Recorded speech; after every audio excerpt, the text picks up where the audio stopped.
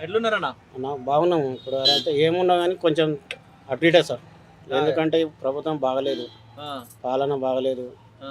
ఎందుకంటే ఇప్పుడు ప్రభుత్వం ఎందుకంటే నమ్ముకొని మన మార్పు రావాలని మనం ఓటేసినాం. ఆ! అంటే మీ నియోజకవర్గం ఆయన సీఎం అయిండు. అయినా కూడా మీరు ఆనందం లేకపోతే అంటే ఆనందం అంటే మాకు ఆనందం చెందినప్పుడు ఈ ఆనందం ఉండట్లేదు ఉంది. ఆ! ఇప్పుడు రైతు బంధు వేస్తున్నాడు. సరే అయితే మనకు మీకు ఛాన్స్ ఇచ్చిండ్రు వేయాలని. ఆ! నువ్వు ఛాన్స్ ఇచ్చినప్పుడు ఆ ఛాన్స్ లేకలే కూడా వేయలేరు కదా. హ్మ్. ఎప్పుడే నువ్వు వేస్తా అంటున్నావు, రైతు బంధు వేస్తాం లేదు.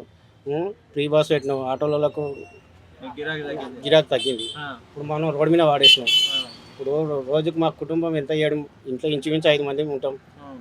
అమ్మ, పిల్లలు, పిల్లలు. ఉం?